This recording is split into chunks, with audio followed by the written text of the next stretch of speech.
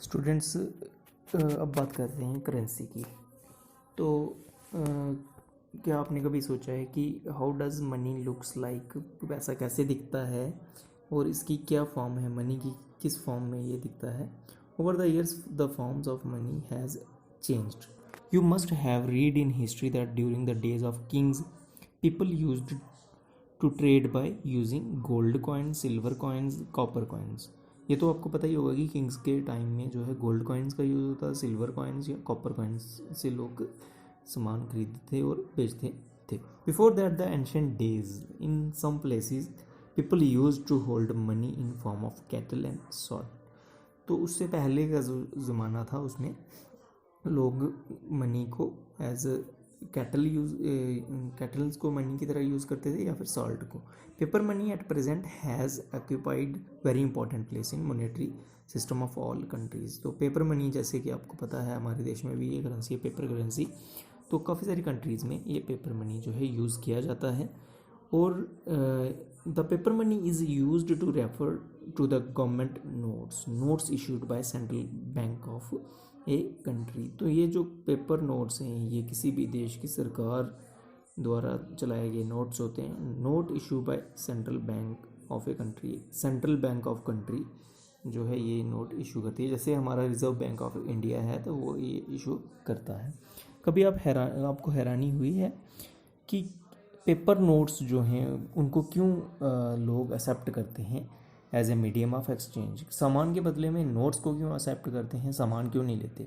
The answer is simple, because it is authorised by the government of a country.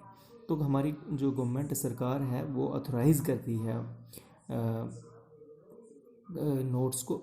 In India currency notes and coins are issued by Reserve Bank of India on behalf of government.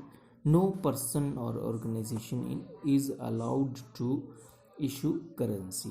तो India में जो है Reserve Bank of India वो government के नाम से note issue करता है। गवर्नमेंट किसी भी एक पर्सन को या किसी ऑर्गेनाइजेशन को अलाउ नहीं करती कि वो करेंसी नोट्स छापे और देश में चलाए। Moreover, no person in India can legally refuse a payment made in rupees. Hence, the rupee is universally accepted medium of exchange in India. तो कोई भी इंसान जो है अगर वो कोई सामान बेच रहा है तो उसके बदले में वो रुपये को रिफ्यूज़ नहीं कर सकता, उसे वो पैसे लेने पड़ेंगे जो इंडियन रुपीज़ में होंगे। वो इंडियन रुपीज़ जो हैं वो यूनिवर्सली एक्सेप्टेड हैं इंडिया में। तो ये जो करेंसी नोट्स हैं ये सिर्फ इंडिया में चलेंगे। करेंसी नोट्स और कॉइन्स जो हैं रुपीज़ के वो इंडिया में ही वैलिड हैं, किसी और देश में नहीं हो वैलिड, क्योंकि हम किसी और देश में रुपीज़ का यूज़ करके हम सामान नहीं खरीद सकते।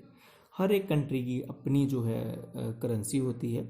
If you visit other countries then you have to exchange Indian currency with the currency of that country. आपको अपने जो इंडियन रुपीज़ हैं उनको बदलाना पड़ेगा जो उस देश की करेंसी है उसके साथ। जैसे कि if you visit United States of America you have to exchange the Indian rupees with dollar American currency. आपको इंडियन रुपीज़ को अमेरिकन डॉलर्स के साथ चेंज करना पड़ेगा और उसका जो सिंबल है डॉलर का सिंबल।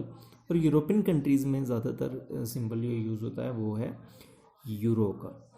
तो आपके लिए एक एक्टिविटी है छोटी सी, ये आप करोगे घर पे और इसके साथ जो क्वेश्चंस हैं मैं देने लगा हूँ आपको वो भी आप करोगे।